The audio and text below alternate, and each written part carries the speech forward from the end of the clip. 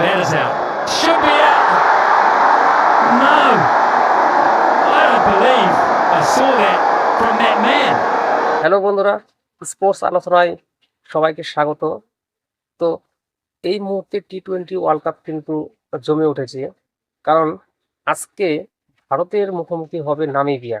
তো আজকে ভারতের 2 নম্বর ম্যাচ, সেই সাথে নামিবিয়ার মাঝে কিন্তু 2 নম্বর ম্যাচ। আমরা জানি যে ভারত প্রথম ম্যাচে ইউএসএ কে তারা হারিয়ে ইতিমধ্যেই 1-0 এগিয়ে আছে, প্লাস নামিবিয়া প্রথম ম্যাচ তারা হেরে যায়। তো আজকের ম্যাচে ভারতের প্রথম একাদশে কারা খেলতে পারেন সেটা একটা সম্ভাব্য আইডিয়া দেওয়ার চেষ্টা করব। তার আগে আমরা গতকাল বিশ্বকাপে যে 3টি ম্যাচ অনুষ্ঠিত হয়, তো সেই 3টি ম্যাচ সম্পর্কে একটু সংক্ষিপ্ত জেনে নিন। কারণ কালকের দিনের যে প্রথম ম্যাচ ছিল সাউথ আফ্রিকা ভার্সেস আফগানিস্তানের মধ্যে খেলা, তো সেই খেলাটা এক কথা অসম্ভব অসাধারণ খেলা ছিল। কারণ ডবল সুপার ওভারে কালকের ম্যাচের কিন্তু ফয়সালা হয়, শেষমেশ সাউথ আফ্রিকা তারা কিন্তু জিতে নেয় সুপার ওভারে। এবং কালকের দ্বিতীয় ম্যাচে অস্ট্রেলিয়া একটা বড় ব্যবধানে কিন্তু আয়ারল্যান্ডকে হারিয়ে দিয়ে তারা কিন্তু বিশ্বকাপ অভিযান স্টার্ট করে। এবং কালকের তৃতীয় ম্যাচে ইংল্যান্ড ভার্সেস ওয়েস্ট ইন্ডিজের মধ্যে খেলা অনুষ্ঠিত হয়, তো যে খেলায় ওয়েস্ট ইন্ডিজ কিন্তু ইংল্যান্ডকে হারিয়ে দেয়।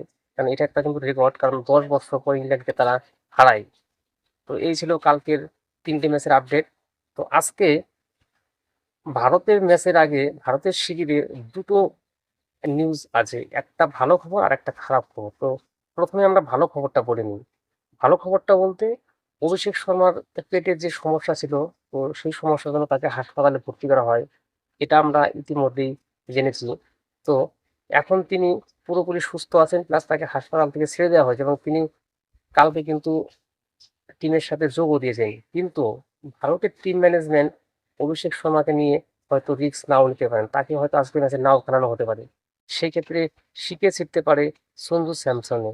যদিও সঞ্জু স্যামসন তিনি সাম্প্রতিক সময়ে খুব একটা ভালো ফর্মে নেই, তবুও তিনি আজকের ম্যাচে হয়তো ডাক পাবেন।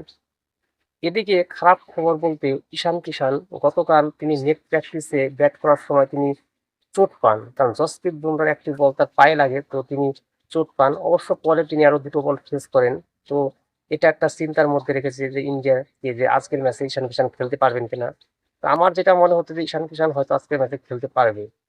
আর ঈশান কিষান খেলতে না পারলেও অভিষেক শর্মাকে নিয়ে কিন্তু একটা ধোঁয়াশা থেকেই গেল, কারণ তাকে নিয়ে হয়তো আজকের ম্যাচটাতে হয়তো রিস্ক নাও নেওয়া হতে হয়, কারণ যেহেতু সামনে 15 তারিখ একটা হাই ভোল্টেজ ম্যাচ আছে পাকিস্তানের সাথে, হয়তো তাকে সেই ম্যাচে খেলানো হতে পারে।